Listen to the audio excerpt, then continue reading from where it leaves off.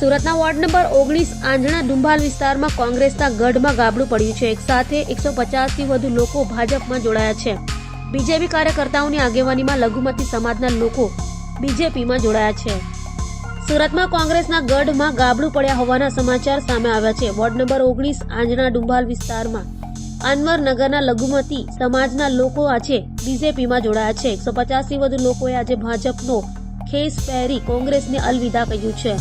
Corporator Nagarbhai Patel, Vijaykumar ચૌમાલ, Ramilaben Patel અને લતાબેન રાણાના અધ્યક્ષ સ્થાને તમામ લોકો આજે ભાજપમાં જોડાયા છે। ભાજપમાં જોડાયેલા તમામ લોકોનું કહેવું છે કે બીજેપીની સરકાર દેશમાં વિકાસ કરી રહી છે અને વિકાસમાં સાથ આપવો એ અમારું કર્તવ્ય છે।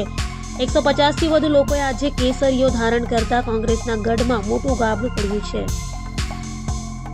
मेरा नाम कमरू सैयद है, मैं बीजेपी कार्यकर्ता हूँ।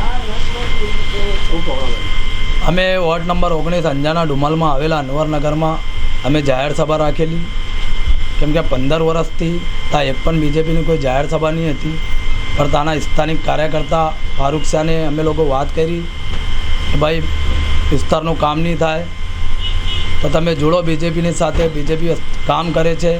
તો એ કાર્યકર્તા ફારૂક શાહ અમે લોકો મળીને લગભગ રવિવાર 24/12/2023ના રોજે રવિવારને દિવસ અમે લોકો જાહેર સભા રાખી। જાહેર સભામાં અમારા એરિયાના corporator Nagarbhai Patel, TP chairman Vijaybhai Chomal, TP chairman Ramilaben અને લતાબેન રાણા એમાં નાગરભાઈ આવેલા અને નાગરભાઈએ લગભગ 100 આ કાર્યકર્તાને ગળામાં કેસ પહેરાવીને બીજેપીમાં એ લોકોને સામેલ કર્યા।